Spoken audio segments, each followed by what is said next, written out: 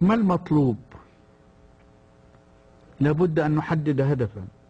إذا أردنا أن نربي أو نعلم فلابد أن يكون هناك هدف واضح. إذا لم يتضح الهدف فلن تتضح الخطى الموصلة إلى هذا الهدف. فما الهدف؟ الهدف هو بعث الحياة من جديد في هذه الأمة. لقد غفلت هذه الأمة قرنا أو قرنين أو قل ثلاثة أو قل ما شئت من الزمن، غفلت عن مقتضيات دينها، وتغيرت مفاهيم الدين في حسها كما قلت، بدءا من لا إله إلا الله ومرورا بكل المفاهيم الأساسية في هذا الدين. ولنقل كلمة عابرة عن مفهوم العبادة، كيف كان في الأجيال الأولى وكيف كان في الأجيال المتأخرة.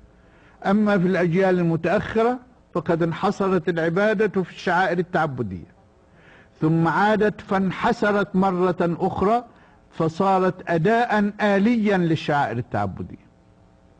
وما كانت هكذا في حس الأجيال الأولى، إنما كانت شاملة لكل نشاط الإنسان، لأن الله قال: قل إن صلاتي ونسكي ومحياي ومماتي لله رب العالمين لا شريك له. فكل نشاط الإنسان في حياته بل موته أيضا عمل يقدم لله سبحانه وتعالى وهو عبادة. كيف يكون الموت عبادة؟ هل يختار أحد موته؟ لا أحد يختار زمان موته، لكن الله قال: فلا تموتن إلا وأنتم مسلمون. وعندئذ يكون الموت لله في حده الأدنى. أما حده الأعلى فهو أن ينذر الإنسان نفسه لله سبحانه وتعالى فيموت شهيدا، فيكون قد مات لله سبحانه وتعالى. العبادة في حس الأولين كانت شاملة لكل نشاط الإنسان، فكانت الصلوات عبادة، والشعائر كلها عبادة، وطلب العلم عبادة. والعبارة في حديث الرسول عليه الصلاة والسلام تستوقف النظر. طلب العلم، لم يقل طلب العلم واجب، قال طلب العلم فريضة. الفريضة شيء يؤديه الإنسان تعبدا لله، وهكذا كان العلم فريضة، بمعنى شيء يتقرب به العبد إلى مولاه.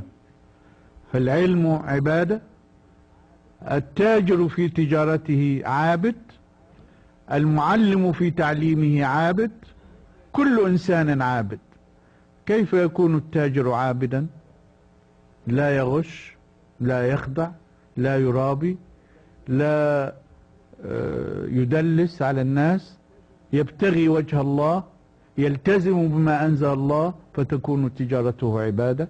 والزارع يكون زرعه عبادة، والطالب في المدرسة أو الجامعة يكون طلبه للعلم عبادة، والأستاذ الذي يدرس له يكون في عبادة، وهكذا.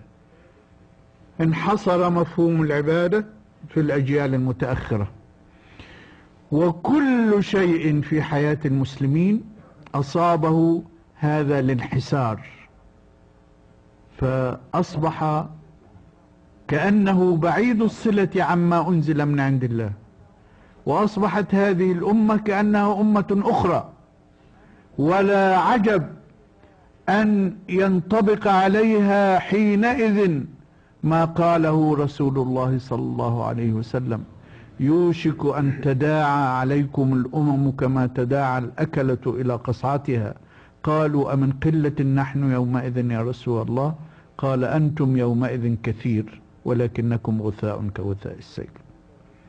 ما كانت الأجيال الأولى غثاء، إنما كانت بنيانا راسخا، كانت قوة، كانت هي أمة العلم في الأرض، أمة الحضارة في الأرض، أمة الأخلاق في الأرض، أمة السياسة، أمة الاقتصاد، أمة كل شيء. كانت هذه الأمة، فصارت غثاء كغثاء السيل حين نسيت كتابها، حين نسيت أن مقتضيات لا إله إلا الله تشمل الحياة كلها، حين نسيت أن الدنيا لا تفترق عن الآخرة، وأنه لا عمل من الأعمال يمكن أن يكون دنيويا بحتا فيفعل الناس فيه ما يشاءون غير ملتزمين بما جاء من عند الله، وعمل آخر للآخرة يبتغى به وجه الله ويلتزم فيه بما جاء من عند الله. الآن والصحوة المبشرة بالخير قائمة في حياتنا، تحتاج الصحوة إلى أن تربي جيلا جديدا على مقتضيات لا إله إلا الله، جيلا يفهم دينه فهما صائبا ويطبق مقتضياته في عالم الواقع. فكيف يتربى هذا الجيل؟ بالموعظة. الموعظة مفيدة ولا غنى عنها، ولكني أزعم مرة أخرى أن الموعظة وحدها لا تصنع شيئا. وانظروا إلى خطبة الجمعة، ولنكن صرحاء مع أنفسنا. لو حسبنا من المحيط إلى المحيط كم طنا من خطب الجمعة تلقى كل جمعة، هل غيرت شيئا من واقع المسلمين؟ لا. أتخيل وأنا أحيانا أجسم خيالاتي أن السبب في ذلك أن الإمام الخطيب يأتي من بيته هكذا، ويأتي المصلون من بيوتهم هكذا، فيستمعون إلى الموعظة وقد يتأثرون بها تأثرا شديدا، ثم